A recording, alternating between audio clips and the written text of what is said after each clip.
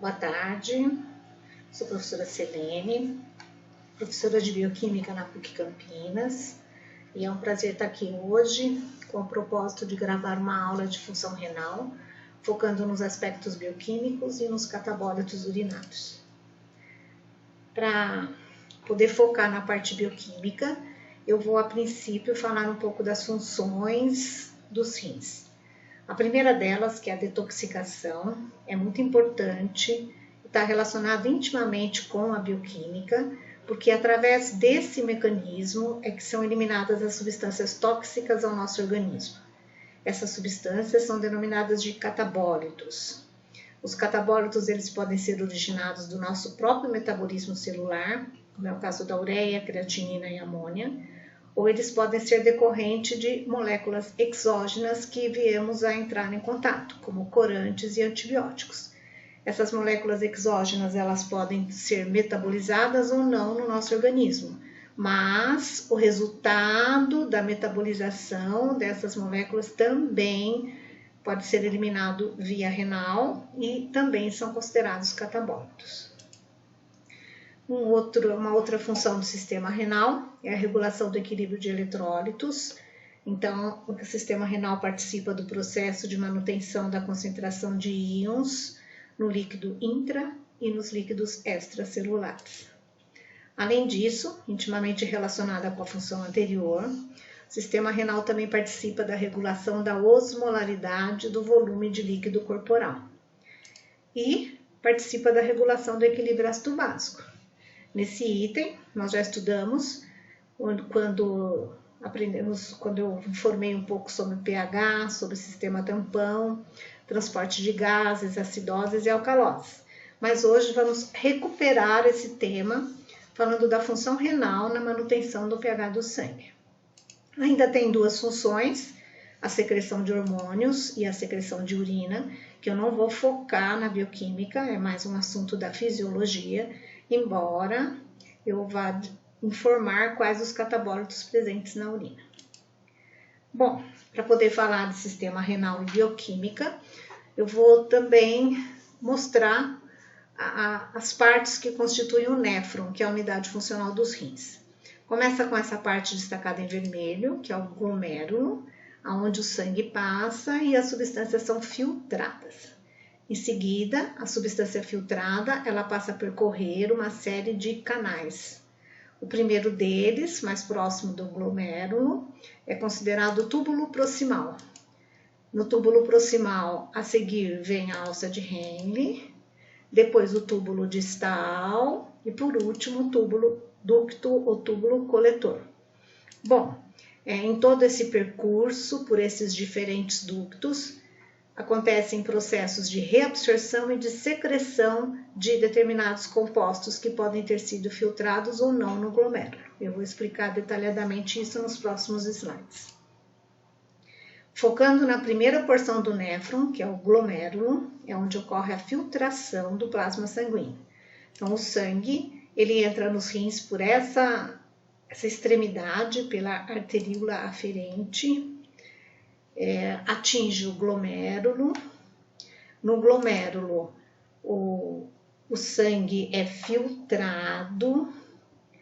A partir que ocorra a filtração, parte dos constituintes do sangue vão continuar em direção ao túbulo proximal e o sangue volta para a circulação através da arteríola eferente. Então, entra o sangue no glomérulo, é filtrado e volta a percorrer através das artérias.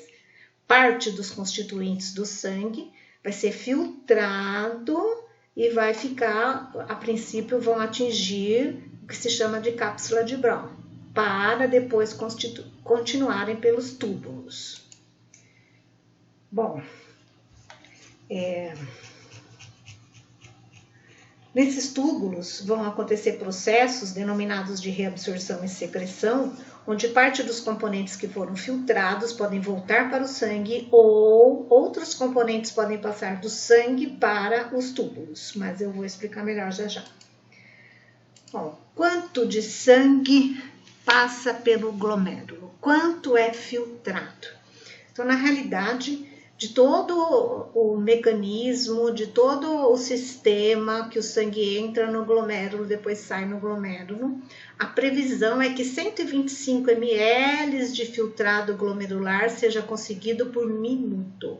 Então, o sangue entra, é filtrado e sai.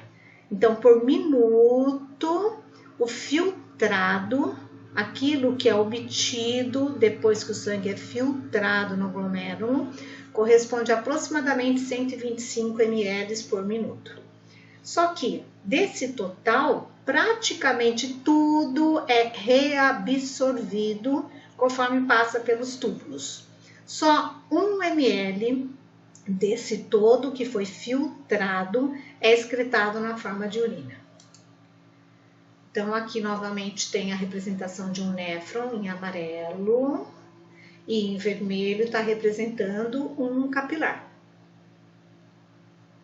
Quer dizer que é o sangue entrando no glomérulo, o sangue saindo do glomérulo. Esse sangue que entrou no glomérulo foi filtrado, então essa setinha em F está representando o que foi filtrado do sangue e caiu na cápsula de Brown. Em seguida, esse filtrado começa a percorrer os túbulos. A princípio no túbulo proximal, depois na alça de Henle, túbulo distal, até chegar no túbulo coletor e ser eliminado na forma de urina. Quando esse filtrado percorre os túbulos, parte dos constituintes podem ser reabsorvidos, que é essa setinha em R, que quer dizer reabsorção. Parte dos constituintes saem dos túbulos e vão para o interstício e voltam para o sangue. E ainda, alguns constituintes podem voltar ou entrar no néfron sem ser pelo glomérulo. Alguns constituintes podem atingir o néfron pelo que a gente chama de secreção tubular. Então, passa do sangue para o interstício e chega nos túbulos. Bom, depois que esse processo todo vai acontecendo, no percurso todo dos túbulos do néfron, a hora que chega aqui no final no ducto coletor, o que não foi processado no néfron vai ser eliminado através da urina. Então, tem os seguintes mecanismos que precisam ficar muito conhecidos por vocês para poder entender os próximos slides, que é o processo de filtração, processo de reabsorção e o processo de secreção.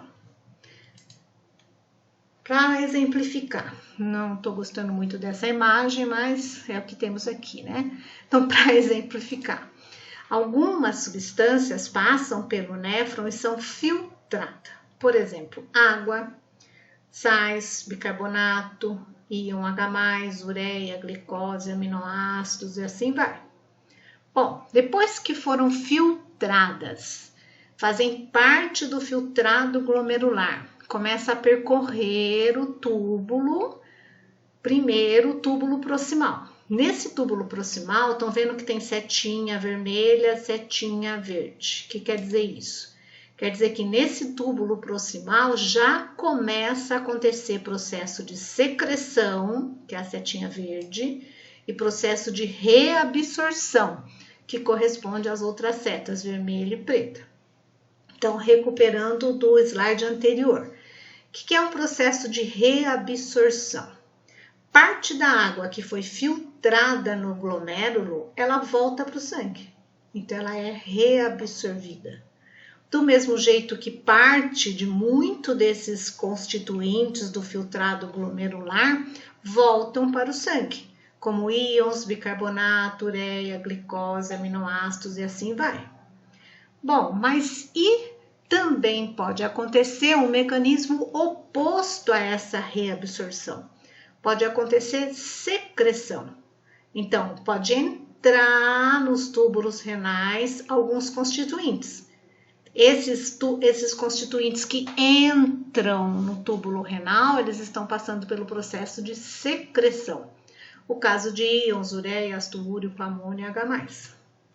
Daí, se vocês perceberem, tem alguns constituintes que podem passar pelos mecanismos todos. Por exemplo, íons. Por que íons são filtrados, reabsorvidos e secretados? Então, no decorrer desses túbulos aqui, vai havendo troca entre o líquido que está dentro do túbulo e o sangue, passando pelo interstício. Vamos melhorar isso. Aqui está representado uma célula de um túbulo. Então, isso é uma célula. O que está em roxinho representa a bicamada lipídica da célula. E essas bolas coloridas são meios de transporte de algumas substâncias específicas. Vou falar uma a uma. Então, começando por aqui. Número 1, tem uma proteína na membrana plasmática da célula que ela permite a troca de sódio e potássio. Então, essa proteína, ela faz a reabsorção de sódio. O que quer dizer isso? O sódio sai da célula do túbulo, sai do lúmen, atravessa a célula e volta para o sangue. Esse processo de reabsorção do sódio é em troca pela volta, pela secreção de potássio. Então, é um antiporte. É um transporte ativo primário, porque depende de energia da bomba de sódio e potássio para acontecer. Bom, mas depois disso, também tem um outro mecanismo. Por exemplo, transporte de sódio, novamente, do filtrado glomerular para o interior da célula do túbulo. Esse transporte, ele acontece em conjunto com outras moléculas. Mas esse transporte de sódio só vai acontecer a partir do momento que o sódio tenha saído do citoplasma dessa célula e tenha ido em direção ao sangue. Então, a secreção de sódio da célula tubular para o sangue faz com que a concentração de sódio aqui dentro da célula fique menor, permitindo a entrada de outro íon de mais sódio a partir do filtrado glomerular para a célula. Então, é um transporte de sódio do filtrado glomerular para as células tubulares. É um transporte de sódio ativo, mas é secundário, porque não precisa de energia. Só que está na dependência do primeiro transporte acontecer. Bom, e o que é o terceiro? O terceiro é a reabsorção de outros compostos. Glicose, aminoácido, alguns íons, vitaminas. Esses compostos são reabsorvidos, quer dizer, passam do filtrado glomerular para o interior da célula tubular e numa etapa seguinte, que não está mostrado aqui, eles vão poder atingir o interstício e o sangue. Esse transporte de glicose, aminoácidos, alguns íons e vitaminas é em cotransporte com sódio. Quer dizer que, veja, os três sistemas estão interligados. Só vai acontecer o transporte, denominado de 3, que é de glicose, aminoácidos, íons e vitaminas, se o sódio também puder entrar ao mesmo tempo. Então, é um cotransporte. Bom, mas o sódio só vai entrar se primeiro tiver acontecido a reabsorção do sódio por esse outro transportador. Então, são sistemas interligados. Além disso, também pode acontecer o transporte de água de uma forma um pouco diferente, por proteínas específicas que são aquaporinas. Pode ainda acontecer transporte de substâncias lipossolúveis. Essas substâncias lipossolúveis, elas passam direto pela bicamada lipídica. E também pode acontecer transporte de algumas substâncias por aquela fenda que fica entre uma célula e outra. Bom, mas tudo isso, tanto a água como os substâncias lipossolúveis, como íons, ureia, transportados por esses outros mecanismos, estão na dependência do gradiente de concentração. Então, estando mais concentrado no filtrado glomerular e menos concentrado no interior das células tubulares, no interstício e no sangue, é esse mecanismo de diferentes níveis de concentração que vai permitir a reabsorção de vários íons, ureia e lipídios e água.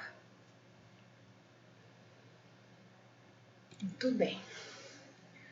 Baseado em tudo isso, admitindo que já tenha ficado claro que é uma filtração, uma secreção, uma reabsorção, nós vamos passar a falar especificamente de bioquímica. Falar de alguns compostos, alguns catabólitos, como é que eles são transportados, qual a necessidade da função renal e como é que esses compostos podem atuar como que se chama de marcadores da função renal. Como é que um composto que o próprio rim elimina do nosso corpo vai ser um indicativo se o sistema renal está ou não funcionando adequadamente? Então vamos começar com a creatinina. Primeiro, no sistema muscular, existem as moléculas creatina e fosfocreatina. A creatina ela é sintetizada a partir de alguns aminoácidos. Glicina e arginina são aminoácidos que, no sistema renal, por reações enzimáticas, são transformados em guanidinoacetato. Esse guanidinoacetato é transportado pelo sangue até atingir o fígado. No fígado, o guanidinoacetato reage com outro aminoácido, que é a metionina, formando a creatina. A creatina sai do fígado, cai no sangue, chega no sistema muscular. Existe também creatina em outras células, mas vamos dar um foco maior para o sistema muscular. Nos músculos, a creatina reage com ATP e forma fosfocreatina.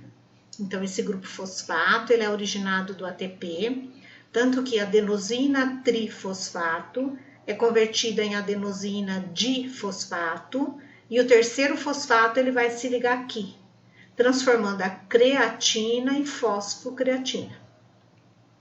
Então, quer dizer que no nosso sistema muscular e também em outras células, existe moléculas do tipo fosfocreatina e creatina. Para que elas são usadas? Para o mecanismo energético do sistema muscular.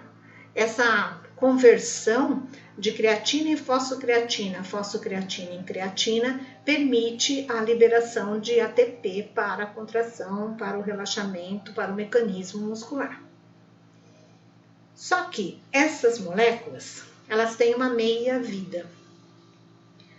Naturalmente, sem nenhum mecanismo específico enzimático, tanto a fosfocreatina como a creatina, elas podem ser convertidas em creatinina. É uma quantidade baixa, de 1 a 3% mais ou menos dessas moléculas são convertidas em creatinina por dia. Mas a creatinina ela não tem função. Então a creatinina sintetizada nas células, principalmente em células musculares, elas saem do tecido muscular, vão para o sangue, aí elas chegam no sistema renal, nos rins, são filtradas no glomérulo e eliminadas pela urina. Então, a creatinina é um catabólito urinário.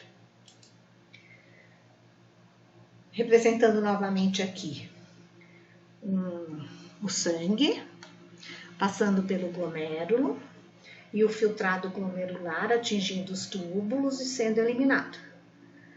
Supondo que aqui está entrando sangue com uma certa quantidade de creatinina.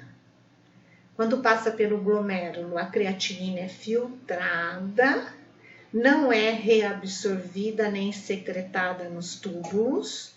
Toda a creatinina que veio do plasma, ela vai aparecer na urina. Então, a quantidade de creatinina filtrada é proporcional à quantidade de creatinina excretada, porque não ocorre nem reabsorção, nem secreção tubular. Então, nós temos a seguinte característica. De 15 a 20% da creatinina que está no plasma, conforme o sangue passa pelo glomérulo, é filtrado. Bom, desculpa. Depois, esses 15 a 20% do total de creatinina do nosso sangue vai passar pelos túbulos sem nenhum processo de reabsorção ou de secreção. Quer dizer que do total de creatinina que tem no sangue, a parte que é eliminada pela urina é proporcional àquela que foi filtrada pelos glomérulos. Por isso, a creatinina é um composto utilizado para avaliar a filtração glomerular. Se os glomérulos estiverem filtrando adequadamente, a gente já sabe a quantidade de creatinina que deve aparecer na urina e aquela que deve continuar no plasma.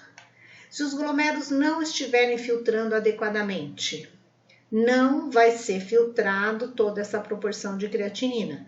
Então, vai ter excesso de creatinina no plasma e diminuição de creatinina na urina. Como avaliar isso, então? A taxa de filtração glomerular, ela é avaliada considerando quanto que tem de creatinina na urina em relação a quanto que tem de creatinina no plasma e considerando o volume filtrado. Então, para vocês entenderem futuramente quando forem estudar. PCR, concentração de creatinina no plasma. UCR, concentração de creatinina na urina. V, é o fluxo urinário. Então, é o volume de urina de 24 horas pelo número de minutos de 24 horas. E esse fluxo plasmático renal que está aqui representado é porque, lógico, que a avaliação da filtração glomerular vai depender da quantidade de sangue que está passando também pelo glomérulo. Falando de uma forma um pouco numérica, tentando melhorar essa explicação. Então, nós temos a seguinte situação. Da onde vem a creatinina?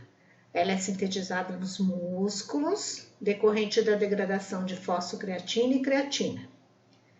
Essa síntese, e portanto a concentração de creatinina no sangue, é proporcional à massa muscular do indivíduo. Porque num dos slides anteriores eu falei que cerca de 1 a 3% de creatina e fosfocreatina é convertida em creatinina. Portanto, quanto maior a massa muscular do indivíduo, maior a reserva de fosfocreatina e creatina, maior a quantidade de creatinina sintetizada. De qualquer forma, quando o sangue é filtrado nos glomérulos, uma porcentagem da creatinina do plasma vai sair do sangue e vai passar a fazer parte do líquido filtrado. Esse filtrado nos glomérulos, a creatinina desse filtrado, ela não é nem reabsorvida nem secretada nos túbulos, portanto, ela é eliminada pela urina. A taxa de filtração glomerular, dessa forma, dá para calcular considerando a quantidade de creatinina na urina em relação à quantidade de creatinina no plasma, lógico, considerando o volume de urina. É proporcional ao volume de urina e, numa outra instância, proporcional ao volume de sangue. Essa taxa de filtração glomerular, ela é um pouquinho diferente para homens e mulheres, considerando que a massa muscular do homem é um pouco maior que a massa muscular da mulher, mas é próximo. Então, quanto que deve ser o filtrado de creatinina no glomérulo? Cerca de 90, 80 até 130 ml de sangue por minuto. Então, essa taxa de filtração glomerular, ela é calculada em função da quantidade de creatinina que é filtrada. Aí nós podemos saber quanto tem de creatinina no sangue. No homem também é um pouquinho maior do que na mulher devido à massa muscular esquelética. Desse total aqui, uma porcentagem vai ser filtrada e eliminada pela urina. Uma outra forma de verificar a taxa de filtração glomerular, bastante clássica, tradicionalmente considerada, é usando como marcador uma molécula que chama inulina. Ela tem essa estrutura aqui, ela é um derivado de carboidrato. A inulina, ela é injetada, então o número 1 é você imaginando que você está colocando a inulina no sangue do indivíduo, então está injetando no plasma.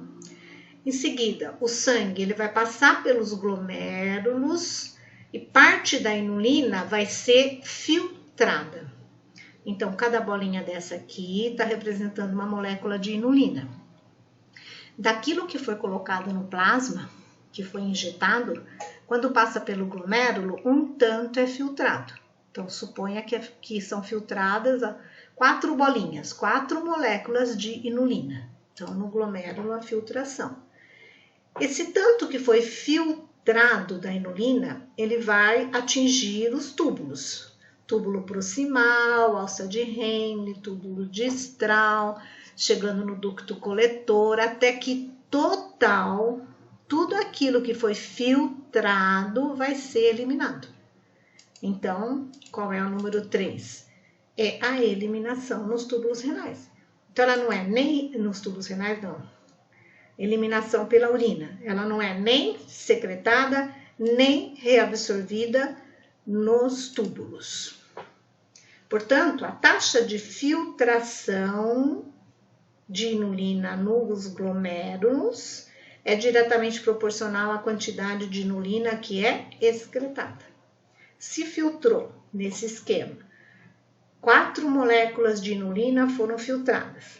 Aparece lá na urina 4 moléculas de inulina. Dessa forma, a inulina foi por um tempo tradicionalmente usada para avaliar a taxa de filtração glomerular.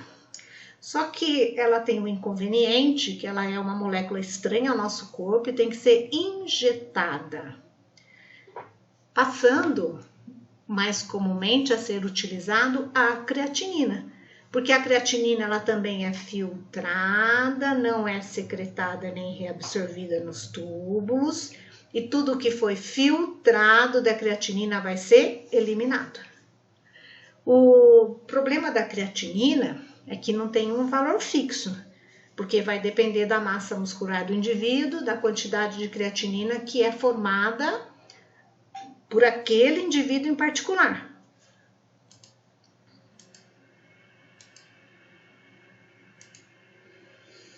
Vamos então fazer uma comparação dessa taxa de filtração glomerular com os mecanismos de filtração, reabsorção e secreção. Então, nesse primeiro esquema aqui, suponha que aqui seja o sangue, aqui seja o sistema renal. Então, no glomérulo, uma determinada substância, que aqui está representada por X, ela foi filtrada, caiu nos túbulos. No sistema renal, ela não é nem reabsorvida, nem secretada. Quer dizer que tudo que foi filtrado vai ser eliminado. Então, nós falamos que a taxa de filtração glomerular corresponde à depuração. Daqui a pouco eu vou falar um pouco mais sobre essa história de depuração, tá? Vamos ver uma outra situação. Determinada substância foi filtrada, passou dos glomérulos e caiu nos túbulos, mas no decorrer dos túbulos, mais um pouco da substância passou do sangue para o túbulo. Então, teve o processo de filtração, mais o processo de secreção. Portanto, a quantidade de substância que vai ser eliminada, ela vai ser maior do que aquela quantidade que foi filtrada nos glomérulos. Portanto, a taxa de filtração glomerular, ela vai ser menor do que a depuração da substância. Uma outra possibilidade. A substância é filtrada nos glomérulos e depois nos túbulos renais ela volta para o sangue. Nos túbulos renais ela é reabsorvida. Quer dizer que a quantidade da substância que vai ser eliminada vai ser menor do que aquela que foi filtrada. Então a gente tem uma situação de taxa de filtração glomerular maior do que a depuração, do que aquilo que foi eliminado. Indo mais adiante. pode ser que tenha uma situação onde tudo esteja envolvido. A substância filtrada, a substância pode ser reabsorvida e ela ainda pode ser secretada. Aí não dá para avaliar se a taxa de filtração glomerular vai ser maior, menor ou igual à depuração. Por que não dá para avaliar? Porque nós temos que ver cada substância em específico, qual é a quantidade que foi reabsorvida, qual é a quantidade que foi secretada para poder chegar numa conclusão. Então, o que vai acontecer? Processo de filtração, processo de secreção e de reabsorção. Portanto, a taxa de filtração glomerular pode ser maior, igual ou menor que a depuração. Vamos ver com a ureia, para tentar explicar também isso como acontece. O que é a ureia? Então, recordando de aulas anteriores que nós já estudamos, a ureia ela é decorrente da amônia que vem dos aminoácidos. Então, no primeiro momento, o aminoácido, por uma reação de aminotransferência, ele é transformado em cetoácido e libera o grupo amino. Libera na forma de glutamato, tem uma segunda reação. O processo não é simples como está mostrado aqui. Tem duas reações em sequência, a aminotransferência, depois a desaminação. Mas, no fim de todo esse mecanismo, o que se tem? Separado a parte do aminoácido que tem os carbonos do radical amino dos aminoácidos. Esse radical amino, no fígado, ele é transformado em ureia. A ureia, ela sai do fígado, cai no sangue, e daí ela atinge o sistema renal, os rins. Lá nos rins, ela é filtrada, mas diferentemente da creatinina, também ocorrem alterações da ureia nos túbulos. Consequência, nem tudo que é filtrado vai ser eliminado pela urina. Então, basicamente seria assim. Aqui está representando o néfron, aqui está o glomérulo. Então, o sangue chegou aqui no glomérulo, ele é filtrado, a ureia vai ser filtrada, só que daquilo que foi filtrado, 50% já é reabsorvido logo nos túbulos proximais. Permanece no túbulo 50% do que foi filtrado. Quando chega na alça de Henle, no túbulo distal, novamente a ureia vai sofrer modificações, sendo que, falando primeiro em reabsorção, ela é reabsorvida 50% do que foi filtrado no túbulo proximal e é reabsorvida novamente lá no ducto coletor. Bom, mas aí dá 120%. Como é isso? Porque além desse processo de reabsorção, também existe a possibilidade de secreção. Então, na altura da alça de Henle, a ureia pode voltar do sangue para os túbulos, pode ser secretada. Então, a ureia, ela não entra no néfron só a partir do filtrado glomerular. Ela também pode atingir o néfron diretamente nos túbulos. Portanto, não é um sistema tão claro como a creatinina, que tudo que é filtrado vai ser eliminado. Nem tudo que é filtrado vai ser eliminado porque tem reabsorção. E além disso, ainda tem nova colocação de ureia nos túbulos, tem secreção. Admite-se que aproximadamente 40% do total de ureia que passa por esses processos seja eliminado. Se for considerar que filtrou 100%, reabsorveu 60%, dá 160%. Reabsorveu não, secretou 60%, dá 160%. Aí reabsorveu 50 mais 70, dá 120. Então, um pouco de ureia é eliminado. Mas tem essa complicação que não dá para pensar direto que isso daqui esteja relacionado somente com a ureia que foi filtrada nos glomérulos. Consequentemente, com a ureia ocorre o processo de filtração, de reabsorção e de secreção. Quer dizer que a taxa de filtração glomerular ela vai ser maior do que a taxa de depuração renal. Então, vamos agora explicar melhor o que significa depuração. Eu preciso beber um pouquinho de água.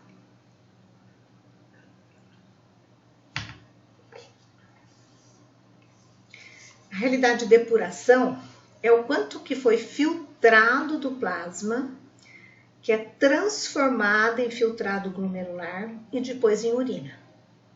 Então, vamos supor na creatinina, tudo que foi filtrado vai ser encontrado lá na urina. Mas e no caso da ureia? Filtrou, mas nem tudo está saindo aqui pela urina, porque aconteceu no decorrer aqui do trânsito pelos túbulos, tanto reabsorção como secreção. Vamos voltar a falar nisso daqui a pouco, tá? Bom, então a gente tem alguns compostos que são considerados aí importantes como marcadores de função renal. Nós já falamos da ureia, falamos da creatinina. A ureia é decorrente da degradação de aminoácidos, ela é filtrada, parcialmente reabsorvida e secretada e é eliminada na urina nessa ordem de concentração. A creatinina, ela é decorrente do metabolismo de creatina e fosfocreatina. Ela é metabolizada normalmente no sistema muscular em maior quantidade, vai para o sangue, é filtrada nos glomérulos e eliminada pela urina, aproximadamente nesta concentração. Mas e a amônia? A amônia é o composto que se forma da degradação de aminoácidos antes de formar ureia. Quer dizer que a amônia é convertida em ureia, para a ureia ser eliminada pela urina. Portanto, a amônia, ela pode até ser eliminada pela urina, mas é numa quantidade muito inferior à quantidade de ureia. Vejam que ureia é eliminada na urina na ordem de gramas e amônia de microgramas, porque praticamente toda amônia é convertida em ureia. Além disso, ainda tem ácido úrico. O ácido úrico ele é decorrente do metabolismo de bases nitrogenadas. Então, da degradação de bases nitrogenadas, forma-se ácido úrico. Também é um catabólico. Também temos que eliminar. E, através do sistema renal, a gente consegue eliminar ácido úrico. Numa quantidade inferior à ureia, vejam que a unidade é em miligramas, mas é uma quantidade superior à amônia. E por último, os corpos cetônicos. Os corpos cetônicos, eles são sintetizados no nosso organismo através do metabolismo de ácidos graxos e aminoácidos.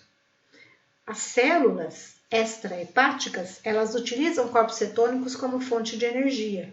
Então, praticamente não eliminamos corpos cetônicos, mas parte desses corpos cetônicos, como a permeabilidade pela membrana celular é muito rápida, pode aparecer na urina. Quando os corpos cetônicos são detectados na urina, usamos o termo de cetonúria. Úria quer dizer urina. Cetose, ose, quer dizer corpos cetônicos no sangue. Vamos falar um pouquinho disso então. Esse esquema está um pouquinho complicado, mas vou tentar acompanhar com vocês aqui para entender. Então, a princípio, tem os aminoácidos. Do metabolismo de aminoácidos é liberada amônia. Essa amônia, ela pode atingir o sistema hepático. Normalmente, ela é transportada para o sistema hepático. Tem vários mecanismos de transporte, um deles é através da glutamina. Mas, independente disso, a amônia que chega no fígado, normalmente ela é convertida em ureia. Então, praticamente toda amônia obtida a partir do metabolismo de aminoácidos é convertida em ureia. A ureia sai do sistema hepático, cai no sangue, chega no sistema renal e eliminamos a ureia. Mas pode acontecer de parte do radical amino dos aminoácidos serem transportados na forma de glutamina pelo sangue. Quando a glutamina atinge o sistema renal, quando o sangue é filtrado nos glomérulos, Essa glutamina, ela é convertida em amônia, ela libera amônia. Portanto, nós também podemos eliminar amônia, mas numa quantidade bem menor do que o que eliminamos de ureia. Como é que é esse transporte de amônia? Então, vários slides daqui para frente vão aparecer um sistema similar a esse. O que está sendo representado aqui? Então, vamos interpretar. Isso é uma membrana celular. Essa célula ela está de um lado em contato com o líquido do túbulo renal e de outro lado em contato com o interstício, para depois atingir o sangue. Quer dizer que os compostos que são filtrados no glomérulo, eles caem no túbulo. Podem ser que eles percorram todo o túbulo e seja eliminado pela urina. Como pode acontecer também deles retornarem para o interstício e chegar no sangue. Então, nesse exemplo aqui, a glutamina é a molécula que carrega amônia. Ela foi filtrada nos glomérulos e atingiu o líquido que está percorrendo os túbulos renais. Na altura do túbulo proximal, tem um transportador de membrana, SNAT, que é uma proteína, que permite a entrada da glutamina para as células que constituem a membrana do túbulo proximal. No interior dessas células, a glutamina é metabolizada. Dessa metabolização da glutamina libera amônia e a amônia ela retorna para o líquido do túbulo. Portanto, praticamente não é que o sangue chegue lá nos rins levando amônia, muito pouca concentração. Na realidade, vai ser filtrado no glomérulo a glutamina que estava no sangue.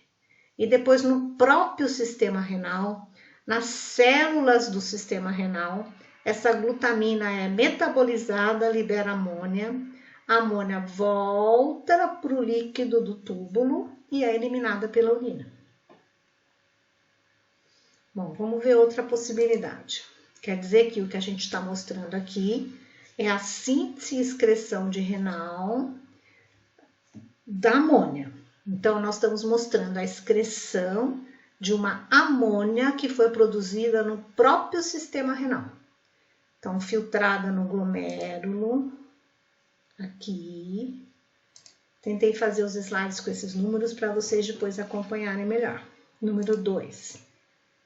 É reabsorvida na forma de glutamina, reabsorvida no túbulo proximal e, além disso, ela pode ser obtida também do sangue. Então, ela pode ser obtida do líquido que vem no túbulo, como ela pode ser obtida do sangue. De qualquer modo, essa glutamina, dentro da célula do túbulo proximal, ela é metabolizada e libera amônia. Aí sim, a amônia volta para o líquido do túbulo e ela é excretada.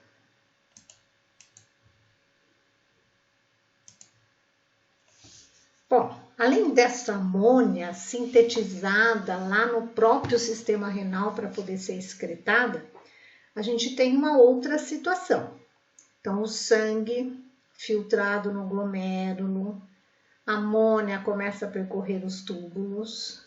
No decorrer dos túbulos, essa amônia pode sofrer os dois processos. Sofrer o processo de reabsorção, sai do túbulo, volta para o sangue, e processo de secreção, sai do sangue e volta para o túbulo. Então, nós temos a seguinte situação num primeiro momento. Aqui, novamente, está mostrando uma célula do túbulo. Aqui são os transportadores, as proteínas de transporte. Nesta primeira situação, é quando ocorre reabsorção.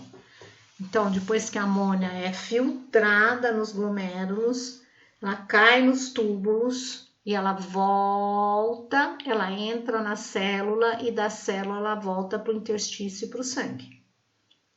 Bom, isso quer dizer que por esse processo, a quantidade de amônia eliminada vai ser menor do que aquela que foi filtrada. Qual a outra possibilidade? Secreção. Então, aqui, interstício veio do sangue, a amônia vai ser absorvida pela célula do sistema renal, do tubo coletor, e ela volta para o líquido renal. Então, existem 3 possibilidades com a amônia: ser sintetizada nas próprias células dos túbulos renais, ser reabsorvida a partir do momento que ela foi filtrada ou sintetizada, como ser secretada. Portanto, existe uma certa quantidade de amônia que vai ser eliminada pela urina. Ácido úrico é um outro composto eliminado através da urina. Ele é obtido do metabolismo de bases nitrogenadas. Então, ácido úrico está aqui a molécula representada na forma de ácido e na forma de sal. Independente de qual seja o mecanismo ou de qual forma a molécula esteja, porque isso está dependente do pH. Quando o sangue passar pelo glomérulo, o ácido úrico vai ser filtrado. Daquele total que foi filtrado, no túbulo proximal, 99% é reabsorvido. Só que um pouquinho mais para frente, novamente ácido úrico entra no sistema renal, tem secreção de ácido úrico. Mais à frente, novamente tem reabsorção. Quer dizer que desse processo todo, sobra nos túbulos para poder ser excretado pela urina 10% do total de ácido úrico que foi filtrado pelo glomérulo. Então, filtra, reabsorve, secreta, ainda sobra um pouquinho para eliminar. Outro composto que eu falei lá atrás, corpos cetônicos. Nós também já estudamos isso em aulas anteriores. Do metabolismo principalmente de ácidos graxos, pode ser formada essas 2 moléculas aqui, beta-hidroxibutirato e acetoacetato. Essas moléculas são as consideradas ou conhecidas com o nome de corpos cetônicos. Onde que isso acontece? Isso acontece no fígado. Então, no fígado, os corpos cetônicos são sintetizados. Aí eles são liberados para o sangue, KB está representando corpos cetônicos, são liberados para o sangue. Esse sangue atinge diferentes locais do nosso corpo. Aqui está representado só o coração, mas eu anotei que é qualquer tecido extrahepático, exceto as hemácias. Os corpos cetônicos atingem, penetram nas células, tem transportador para isso, e nessas células receptoras, os corpos cetônicos são utilizados para fornecer energia. Então, quando a quantidade de ácido graxo é baixa para dar energia para uma célula, o fígado transforma ácido graxo em corpos cetônicos e manda esses corpos cetônicos para gerar energia para a célula. Então, esse BOHB e ACAC são os corpos cetônicos. Bom, quer dizer que olhando esse esquema aqui, dá para perceber que por um determinado tempo vai ter corpos cetônicos no sangue. Se vai ter corpos cetônicos no sangue, quando eles passarem pelo sistema renal, podem ser filtrados. E a partir disso, podemos encontrar corpos cetônicos na urina. Como é essa molécula, recordando um pouquinho a nossa aula de acidose e alcalose. Essas 2 moléculas aqui são os corpos cetônicos, acetoacetato e beta-hidroxibutirato. Eles têm um pK inferior ao pH do nosso sangue. Portanto, no pH do nosso sangue, as moléculas de corpos cetônicos, elas vão aparecer na forma dissociada.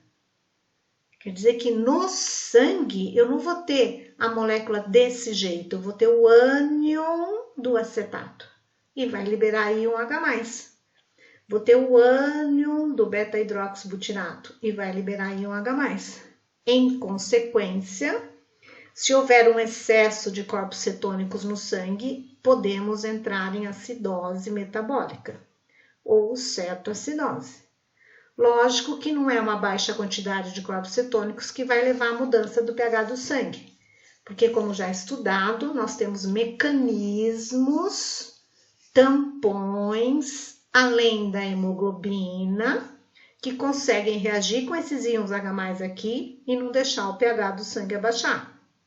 Só o excesso de corpos cetônicos que vai acarretar uma quantidade alta de íon H+, que não consegue ser tamponada, e daí sim leva à diminuição do pH do sangue e acidose metabólica. Então, antes de entrar nesse slide, recordando um pouquinho, existem algumas moléculas, alguns compostos que naturalmente são filtrados, passam pelo sistema renal, secretados ou reabsorvidos, isso pode acontecer ou não, e eliminados pela urina. Então, estamos falando da ureia, da creatinina, da amônia, de ácido úrico, de corpos cetônicos. Isso é natural. Se pegar uma urina minha e for analisar e encontrar esses compostos, tudo bem. Não tem problema nenhum. Lógico que depende da concentração, mas é normal aparecer lá. Agora, existem compostos que não é normal aparecer na urina. Então, são aqueles constituintes que servem como marcadores de alguma patologia. Então, na urina, não é comum aparecer na urina proteína, peptídeos, aminoácidos, glicose, sangue, hemácias, bilirrubina. Não é comum. Ah, mas se analisar a urina de um indivíduo e aparecer essas moléculas aqui, aí eu tenho que relacionar isso com alguma coisa fora do padrão normal que está acontecendo com aquele indivíduo. Então, vamos falar um pouquinho disso. Primeiro, proteínas. O sangue, quando passa pelo glomérulo, pode acontecer filtração de proteínas? Pode. Muito pouco, mas pode. Ah, e se a proteína for filtrada pelo glomérulo e atingir o líquido glomerular? Logo após, é praticamente tudo reabsorvido. Então, aqui novamente está representando uma célula que constitui a membrana do túbulo proximal. Desse lado de cá é a parte interna do túbulo, o lúmen. Do lado de cá, o interstício, que vai dar contato com o sangue. Quer dizer que o sangue passou pelo glomérulo, foi filtrado. Se, não é normal, mas se alguma proteína for filtrada, ela vai ser reabsorvida. Então, a proteína no túbulo proximal, existe um mecanismo onde essa proteína ela é envolvida pela membrana do túbulo, forma como se fosse uma vesícula com a proteína lá dentro. Dentro da célula que constitui a membrana do túbulo, essa proteína ela é degradada, transformada em aminoácidos, e os aminoácidos retornam para o interstício e vão atingir o sangue. Então, a gente não reaproveita a proteína que foi filtrada, porque na célula da parede, né, da membrana dos túbulos, ela é degradada, mas a gente reaproveita, reabsorve os aminoácidos das proteínas que foram filtradas. Nossa, não tinha visto que eu tinha feito isso. Gente, parou. Depois eu conserto lá. Bom, e se aparecer proteína na urina? Várias possibilidades. Tem o que se chama de proteinúria glomerular. Úria quer dizer urina. Então, proteína na urina devido a um problema glomerular. Quando é que isso acontece? Isso é percebido principalmente com proteínas do tipo albumina, e vai aparecer albumina lá na urina quando tem uma ruptura, quando tem uma alteração na membrana do glomérulo. Porque a albumina é uma proteína de alto peso molecular, ela não é filtrada naturalmente no glomérulo. Isso, como exemplo, uma condição clínica onde pode ser observado isso, É síndrome nefrótica, glomerulonefrite, nefropatia. Também pode ser que apareça proteína na urina, mas que não esteja relacionada com alteração no glomérulo. Então, é o que se chama de proteinúria por transbordamento. Que é quando aparece proteína na urina, mas proteína de baixo peso molecular. Proteína que conseguiu ser filtrada pelos glomérulos e não foi reabsorvida nos túbulos. Então, quando isso é observado? No caso de mieloma múltiplo. Tem uma proteína produzida especificamente com os indivíduos que têm essa patologia, que chama proteína de Benson-Jones. Ela é marcadora de mieloma múltiplo. Só nessa patologia que ela aparece. Então, ela é detectada na urina. Proteinúria tubular. Já está dando até para vocês entenderem as nomenclaturas, né? Proteinúria, proteína na urina. Tubular. Apareceu proteína na urina devido a uma alteração nos túbulos. Então, pode ter menor reabsorção de proteínas de baixo peso molecular. Lembra no slide anterior que eu falei que a proteína que for filtrada, ela é reabsorvida pelas células tubulares e transformada em aminoácido? Então, por algum problema clínico, não está sendo reabsorvida. Então, ela aparece na urina.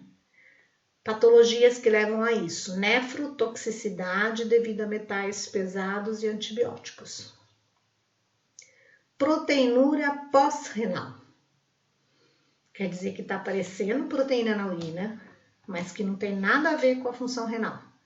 É uma proteína que começou a fazer parte da urina após passar pelo néfron, após o líquido do filtrado glomerular ter percorrido todos os túbulos. É uma proteína normalmente relacionada com o trato urinário, com ureter, com uma infecção mais baixa do que a nível de rins. Dá para saber tudo isso aqui. No laboratório, tem como a gente avaliar o tipo de proteína que está aparecendo na urina. Essa, por exemplo, de Benson-Jones, vocês vão até rir, mas a gente identifica por eletroforese. Proteínas de baixo peso molecular, a gente identifica por exame simples de tubo de ensaio. Proteína pós-renal, que está relacionada com infecção, aí tem uma relação proteína na urina com o aparecimento de bactéria, que é visto no microscópio, com mudança de densidade da urina e de turbidez na urina. Então, dá para ter uma ideia de tudo isso. Então, vamos em frente. Peptídeos. Não é comum aparecer peptídeo na urina. Ah, por que não? Porque o sangue passa pelo glomérulo. Se algum peptídeo for filtrado, se algum peptídeo sair do sangue e cair nos túbulos, logo após o glomérulo vai ser reabsorvido. Se vai ser reabsorvido, então praticamente não vai ter peptídeo aqui na urina. Como é que é a reabsorção? Então, aqui tem as células, representação das células do túbulo proximal. Na membrana, a bicamada lipídica das células e transportadores de aminoácido. Então, existem proteínas que permitem a volta do aminoácido, permite a reabsorção. Então, o aminoácido, que veio da onde esse aminoácido? Veio do filtrado glomerular. Ou o peptídeo originado da onde? Do filtrado glomerular.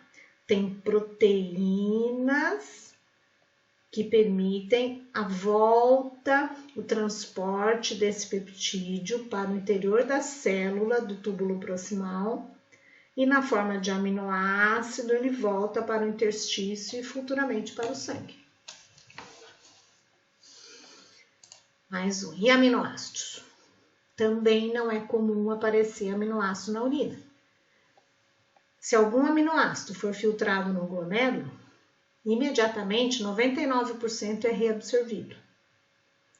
Significa então que na urina praticamente não vai aparecer nada de aminoácidos. Bom, mas como que ele é reabsorvido? Então, aqui tem a representação de uma célula do túbulo proximal e esses símbolos representam proteínas de transporte. O aminoácido, que veio do líquido filtrado no glomérulo, ele vai ser reabsorvido, ele volta para o interior da célula do túbulo proximal e depois para o interstício através desses transportadores. Por que tem tanto transportador assim? Porque existe uma certa especificidade para determinado tipo de aminoácido. Por exemplo, esse transportador, que chama SLC3A1, é uma proteína que permite o transporte do aminoácido cisteína e cistina através de como se fosse um canal. Ah, bom, mas e esse transportador aqui? Ele é mais geral. Ele permite o transporte de vários aminoácidos, desde que tenha carga negativa, e esse transporte ocorre junto com o sódio. E assim dá para analisar cada um desses, né? Cada transportador desse tem uma especificidade maior para um determinado tipo de aminoácido. E às vezes o mecanismo de transporte depende de sódio, de prótons e assim em diante. Mas de qualquer forma, por diferentes transportadores, cujas siglas identificam o transportador, por diferentes transportadores, os aminoácidos voltam para o sangue. Então, mesmo que tenha sido filtrado e atinja o líquido do filtrado glomerular, eles são reabsorvidos. Glicose. Aí a situação um pouquinho mais cheia de detalhes. Merece uma atenção um pouquinho maior, né? Aqui está representado novamente um néfron, o glomérulo. A glicose está no sangue. Quando a glicose passa pelo glomérulo, ela é filtrada. Logo no túbulo proximal, ela aproximadamente 97% é reabsorvida.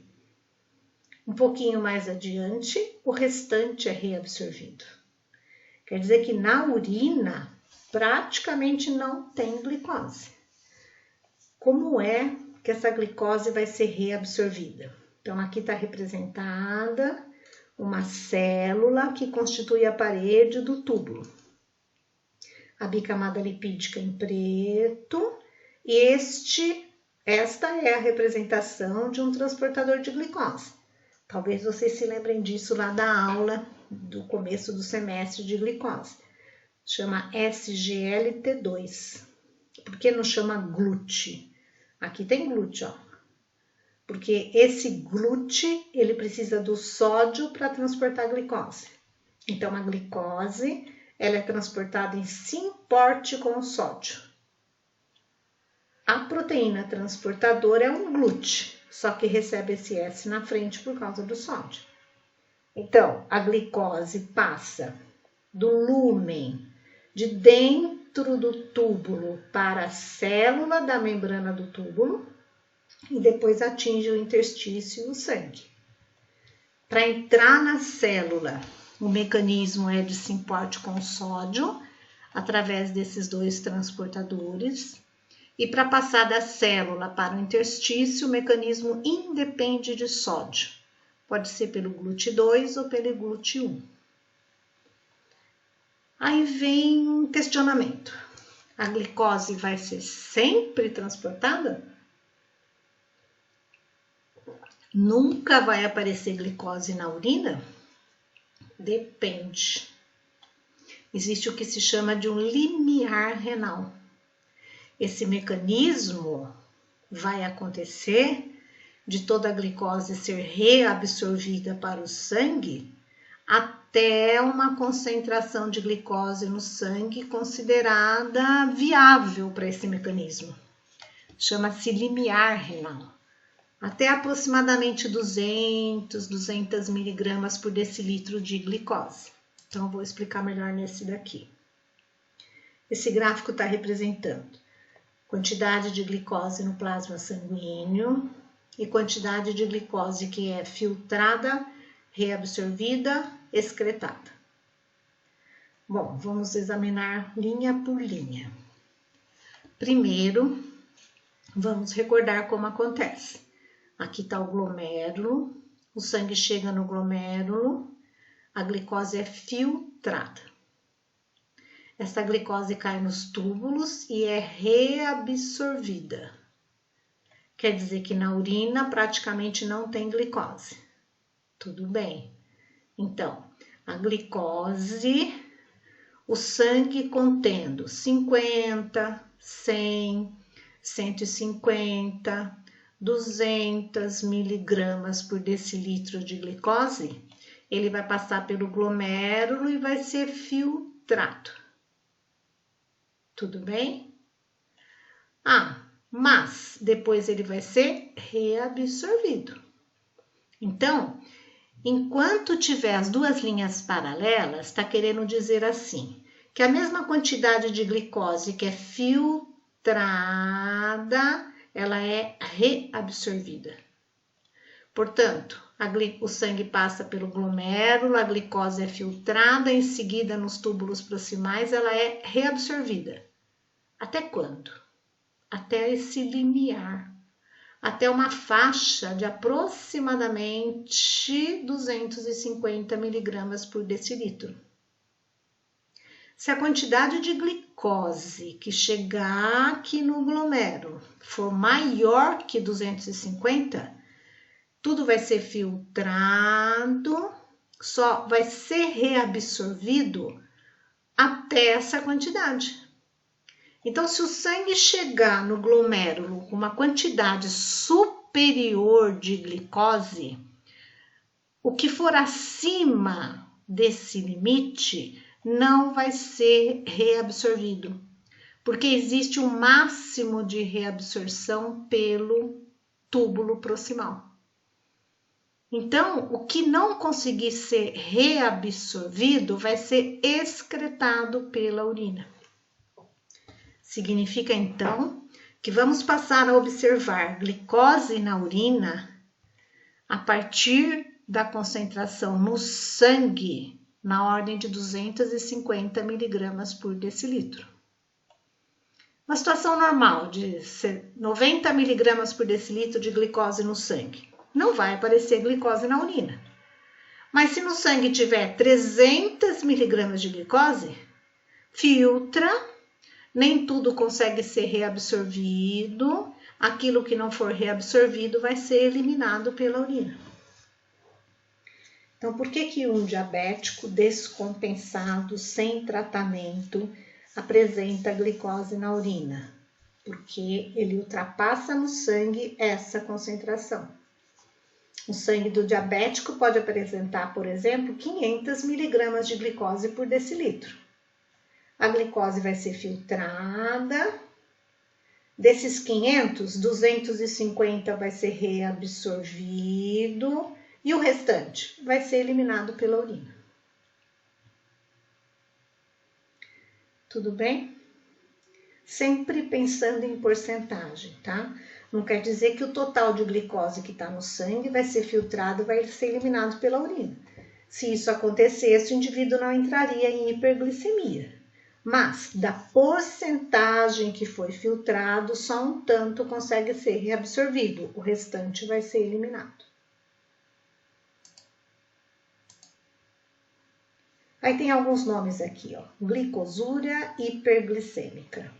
Quer dizer, aparece glicose na urina quando no sangue a quantidade estiver acima do normal. Então, a presença de glicose na urina é devido à concentração de glicose plasmática acima do limiar renal.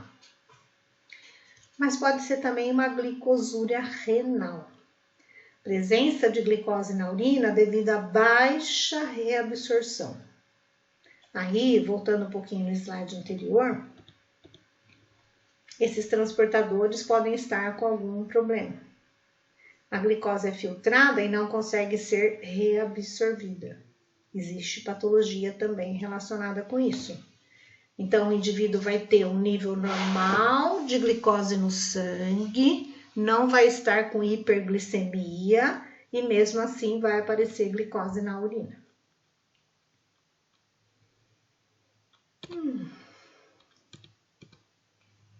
Estamos acabando, hein? Calma. Quais outros constituintes que podem aparecer na urina e que não é muito comum? Sangue. Não aparece sangue na urina. Se aparecer, tem algum problema. Bom, mas aí como é que eu vou saber qual é o problema? Você analisa como é que está o sangue na urina. Se esse sangue já tiver sido degradado, se o que você estiver observando na urina é hemoglobina, bilirrubina, aí é um sangue que surgiu de uma parte alta, lá renal. Agora, se na urina tiver hemácia, células inteiras, provavelmente não seja relacionado com o sistema renal. Provavelmente seja algum sangramento no trato urinário. Então, hematúria é quando tem eritrócitos na urina. Está relacionado principalmente com problemas no trato urinário, cálculo renal, infecção no trato urinário. Mas hemoglobinúria, bilirrubina, são compostos decorrentes da degradação de hemoglobina ou a própria hemoglobina que está dentro do eritrócito. Então, você não tem mais hemácias íntegras aqui. Se não tem mais hemácias íntegras, é porque a célula foi degradada. Então, não é um sangramento mais a nível de uretra, de cálculo renal. É um sangramento, uma liberação de sangue que ainda passou por modificações renais, muitas vezes até hepáticas. Então, transfusão de sangue incompatível, malária, cálculo biliar, leva à produção desses compostos na urina. Bom, numa primeira aula, lá no presencial, nós pararíamos por aí. E a outra aula seria equilíbrio ácido básico do sangue. Mas eu resolvi colocar tudo num pacote só e vocês vão assistindo aí devagar, né? Sugiro que pare por aqui, dê uma descansada e depois comece de novo do equilíbrio ácido básico no sangue. Essa parte é relativamente mais simples, porque a gente já estudou um pouco isso. Então, por exemplo, nós já estudamos que o pH normal do sangue é 7,4. Pode alterar? Poder, não pode. Mas se diminuir, é uma acidose. Se aumentar, alcalose. Mas como é que esse pH está nesse valor? Da onde vêm os componentes para que ele fique nesse valor? Tem várias possibilidades. Primeira delas, depende da sua dieta alimentar. Então, na sua dieta alimentar, tem alimentos ácidos e tem absorção de íon H+ por dia, que vai alterar a quantidade de H+ no sangue e vai influenciar no pH. Bom, mas também, se a gente consegue absorver íon H+, era para o pH diminuir. Então, o que nós fazemos? A gente tem outros mecanismos envolvidos, por exemplo, do metabolismo. Tanto o metabolismo de compostos como aminoácidos, glicose, ácidos graxos, como, já estudado anteriormente, relacionado com a respiração. Então, o aumento de CO2, por exemplo, vai levar a um aumento de H+ e uma diminuição do pH. Então, H+ presente no nosso sangue também está relacionado com a parte respiratória. E onde fica a função renal nessa história? Tanto os rins participam na manutenção do pH, porque a nível renal pode haver síntese de bicarbonato, que ajuda a manter o pH, como também pode haver eliminação de H+ e eliminação de bicarbonato.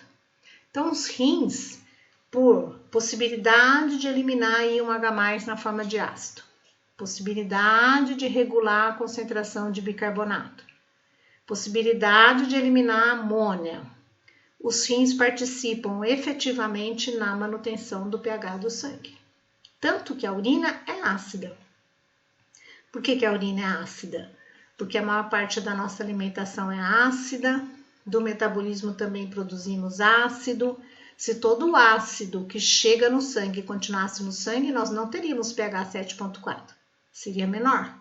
Mas aí grande parte do íon H+, que foi jogado lá no sangue, vai ser eliminado pela urina.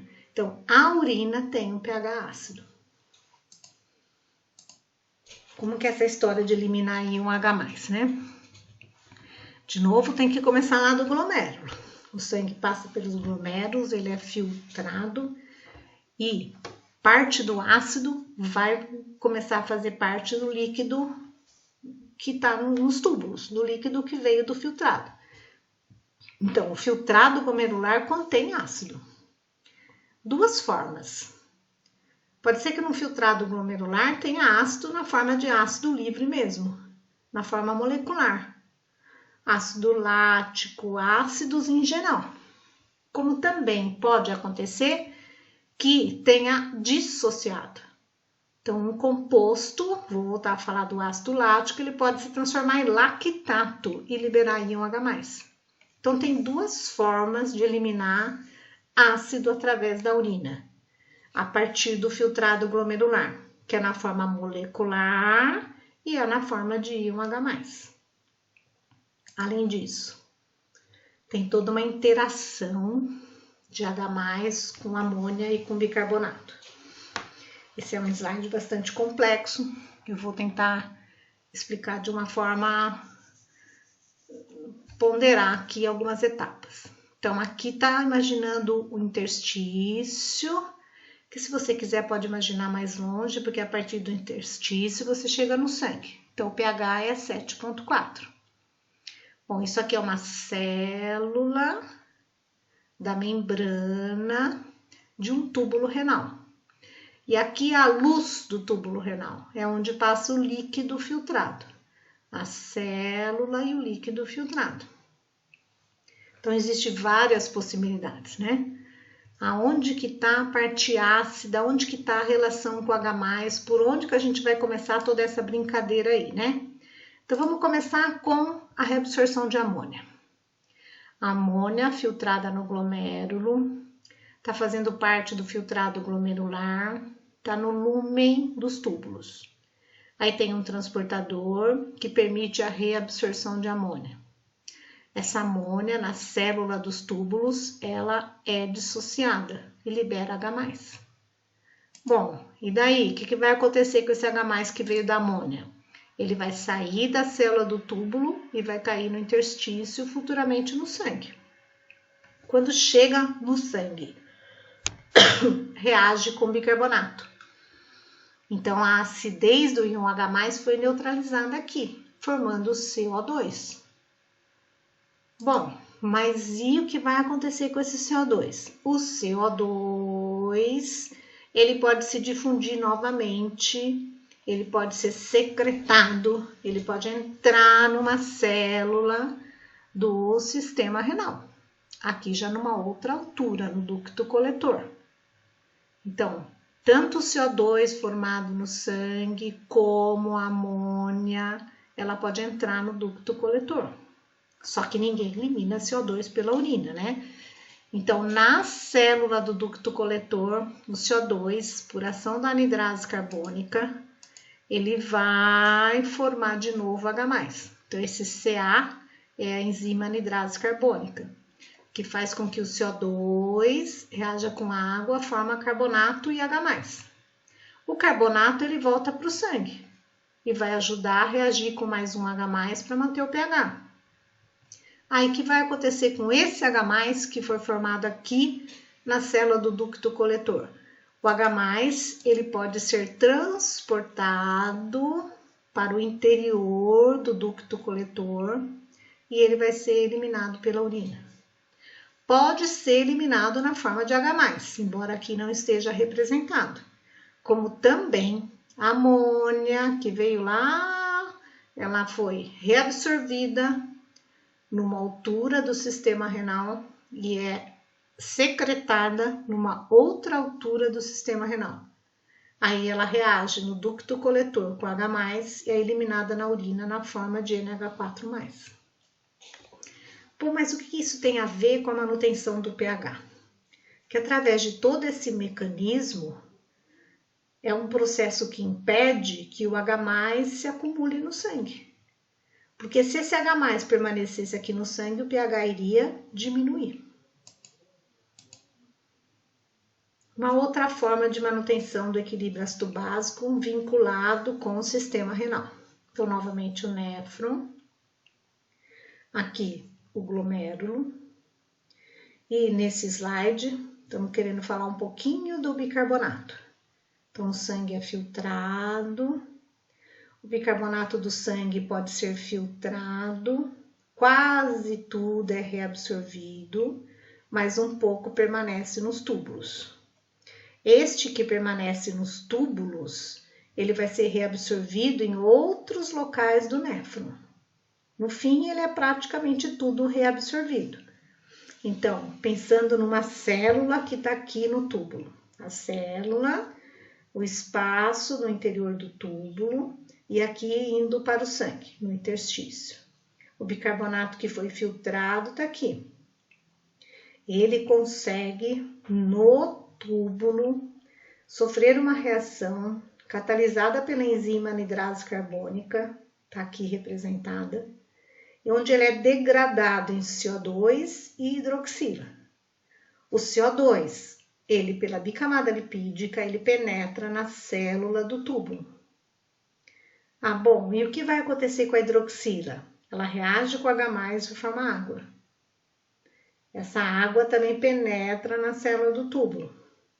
Quer dizer que dentro da célula, da membrana do túbulo, ocorreu a reabsorção de CO2. Ocorreu a reabsorção de água, não de bicarbonato. Só que dentro da célula, o CO2 vai reagir com a hidroxila que veio da água e vai formar o bicarbonato. Então, o bicarbonato volta para o sangue. Complicado, hein? Por que será que complicaram tanto assim, né? Mas é complicadinho. Qual outra possibilidade? Olha, fiz bonitinho. Filtração glomerular do bicarbonato, reabsorção do bicarbonato no túbulo proximal, só que essa reabsorção é na forma de CO2. Ressíntese de bicarbonato dentro das células tubulares e depois reabsorção para o interstício. Então, ele está querendo dizer nesse slide que o bicarbonato filtrado lá no glomérulo, ele vai voltar para o seu sangue, mas ele sofre reações intermediárias. A reabsorção é na forma, a princípio, de CO2 e depois de bicarbonato. Além do bicarbonato, que é filtrado e reabsorvido na forma de CO2, também existe secreção, também existe síntese renal de bicarbonato. Falei errado, é síntese, não secreção. Então, aqui está o glomérulo, o sangue é filtrado. Parte dos componentes do sangue vão fazer parte do líquido filtrado, do filtrado glomerular. Se for pensar no bicarbonato, o que foi filtrado, ele vai sofrer mudanças no decorrer dos túbulos, que foi mostrado no slide anterior. Só que além dessas mudanças na concentração, devido à reabsorção nos túbulos, também pode ser sintetizado novo bicarbonato nos túbulos. De que jeito? Aí, essa síntese, ela está relacionada com outros compostos. Então, a hora que filtrou o sangue aqui, também foi por filtrado glomerular o fosfato. O fosfato, ele vai sofrer interações, vai reagir com o bicarbonato. Bom, mas como é que é isso? Então, aqui o líquido do filtrado glomerular, aqui a célula.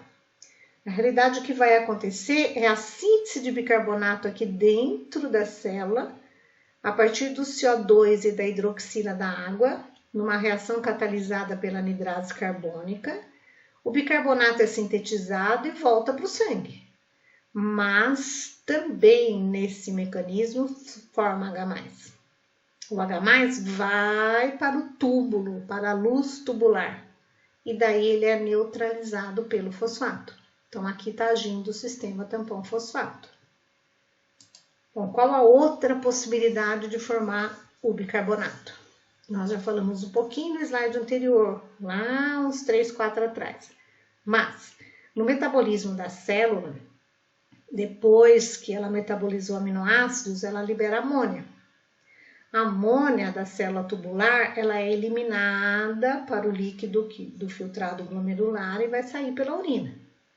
Mas no metabolismo de aminoácidos também libera a hidroxila. Essa hidroxila mais o CO2, por ação da anidrase carbônica, vai levar à síntese de bicarbonato. Simplificando, o que eu estou querendo dizer? Que o bicarbonato pode ser sintetizado, por exemplo, no eritrócito. Que o bicarbonato pode estar no plasma. Quando o plasma for filtrado, o bicarbonato pode cair aqui nos túbulos e, de acordo com o slide anterior, ele é reabsorvido na forma de CO2. Então, o bicarbonato que vem do sangue já era o que estava no sangue antes de ser filtrado. Mas também pode, nas próprias células do sistema renal, devido a esse mecanismo catalisado por anidrase carbônica, ter a síntese de mais bicarbonato. Então, aumenta a quantidade de bicarbonato no sangue devido à síntese de bicarbonato nos túbulos renais. Então, quando eu falo aqui novo bicarbonato, é porque ele não veio da filtração glomerular, ele foi sintetizado nas células que constituem os túbulos renais. Bom, além disso, o que esse slide quer mostrar?